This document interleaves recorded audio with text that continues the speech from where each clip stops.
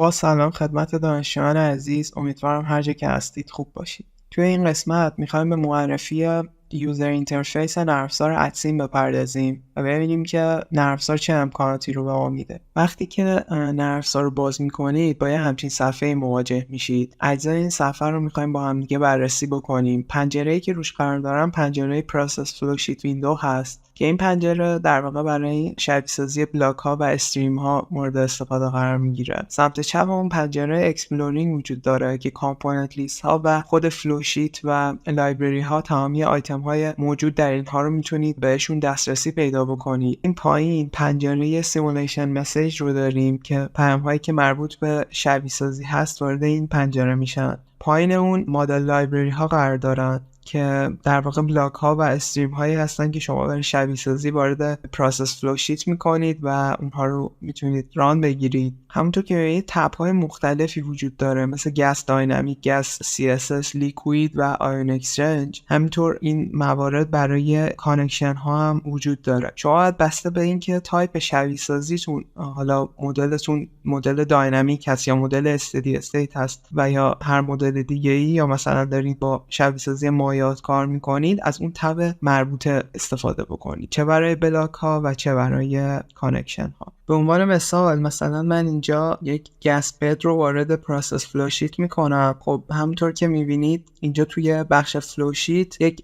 بخش بلاک اضافه شده که کانتنت های اون رو میتونید ببینید که B1 هست، همین بستری هست که ما وارد شبیه سازی کردیم. که یک پله پایین تر هم برید B1 رو مشاهده میکنید و اون وقت باز مجددا میتونید وارد لایه پایینی بشید که اجزای خود بستری هست که ما وارد شبیه سازی کردیم. بعدا مفصل تر راجع به دسترسی هایی که داریم اینجا توی بخش اکسپلورینگ صحبت خواهیم. پایین یک استاتس بار قرار داره که در واقع زمان شبیه سازی رو بهتون نشون میده و همینطور اینجا بهتون وضعیت شبیه سازی رو داره میگه که میبینید این علامتی که الان وجود داره وقتی روش برید میزنه که مدلتون کامل نیست و مثلا اگه مدلتون کامل باشه اینجا یک علامت سبز در واقع ظاهر میشه، یک مربع سبز. این بالا یک تولباری رو داریم که از هم قابل تفکیک هم هستن. همونطور که میبینید من میتونم اجزاش از هم دیگه جدا بکنم و قسمت اولش مربوط میشه به حالا باز کردن یه فایل جدید یا درست کردن یه فایل جدید، سیف کردن و یا کات و کپی و آندو و ریدو و چیزایی که توی همه نرم افزارا باشون سر و کار دارید و شورت کاتاشون هم یه جورایی همونها هستن و اینجا از بخش فایل و ادیت یه جورایی میتونید به این موارد دسترسی داشته باشید. توی این قسمت در واقع اینجا مود شبیه سازی رو مشخص میکنید که اینیشیالیزیشن هست، استدی استیت هست، داینامیک هست، یا میخواید یک استیمیشنی رو انجام بدید یا بهینه سازی میخواید انجام بدید. بسته به اینکه شبیه سازیتون در واقع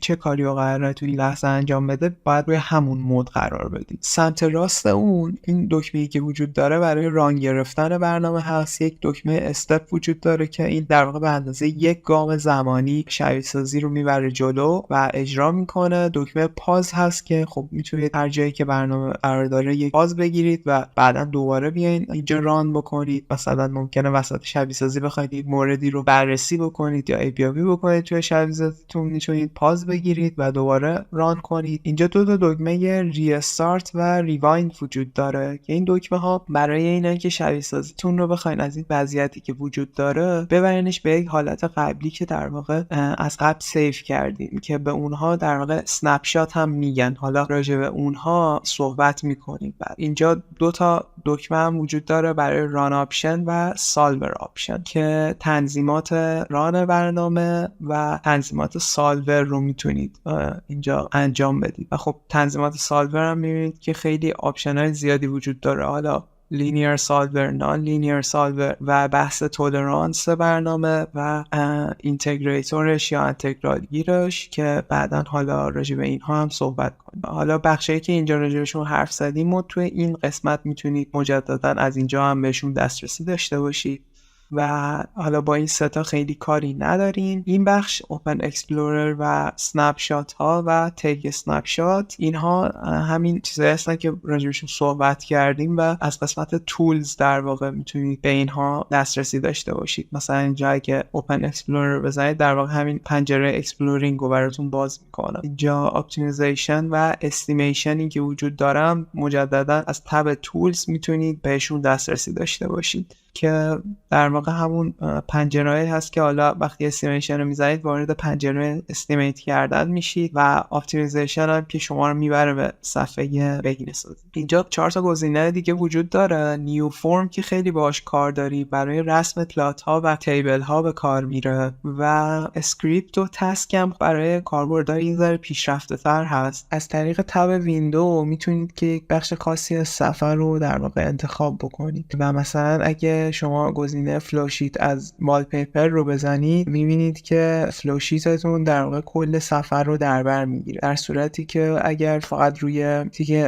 فلوشیت از والپیپر رو بردارید و فقط تیک پروسس فلوشیت ویندو باشه اون رو به صورت یک پنجره نشون میده. تب هلپ هم توضیحات خیلی مفیدی داره و هلپ خوبی داره. این نرم افزار میتونید در واقع ازش روابط و فرمول ها و سوالاتی که گاه هم ممکنه براتون پیش بیاد رو در واقع سرچ بکنید و جواباشو پیدا بکنید. مثلا اگه من اینجا گس آیزوترم رو سرچ بکنم میبینید که اینجا در واقع لیستی از آیزوترم هایی که مربوط به شبیه سازی گازها هستند رو آورده و مثلا اگه روی لانگمویر مدلز کلیک بکنیم میبینید که لانگمویر نوع 1، نوع 2 و نوع 3 فرمول هاشون رو آورده و توضیحاتی رو داده راجبشون. همینطور مثلا اینجا میبینید که راجب کینتیک مدل تب توضیحاتی رو داده، راجب فرض‌های مختلف و به همین صورت.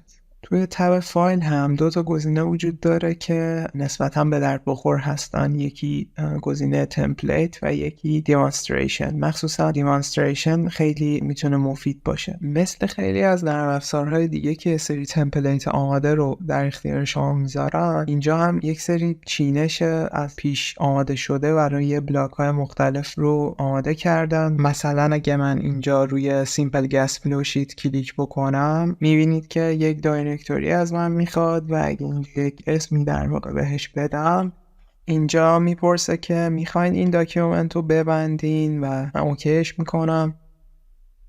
اینجا می‌بینید که یک سیمپل فلوشیت رو برای ما به صورت آماده کشیده که شامل 2 تا جریان و یک بستر میشه. قسمت دیمانستریشن هم حاوی مثال‌های مختلفی هست که خود ادسیم گذاشته که شما میتونید بررسی بکنید و حالا با کاربرد مثال‌های مختلف آشنا بشید یا نکات مختلفی رو از توشون پیدا بکنید. مثلا اینجا من ایر دراینگ رو اگه انتخاب بکنم باز دوباره میپرسه که میخوای این رو ببندی و ما این رو میبندیم. میبینید که یک مثال حل شده آماده رو لود میکنه برای ما. خب این مثال ها حالا انواع و اقسام مختلفی داره که حالا روی هر کدوم بزنید توضیحاتشون هم برای شما نوشته و مثلا از سایکلیک استدی استیت اپروچ گرفته تا داینامیک و حالا مثال های مختلف تک بستره چند بستره حل شده وجود داره و میتونید که بررسی بکنید. خب توی این قسمت از آموزش با یوزر اینترفیس اسپن ابزورپشن آشنا شدیم و قسمت‌های مختلفش رو با هم به صورت مختصر بررسی کردیم. توی قسمت‌های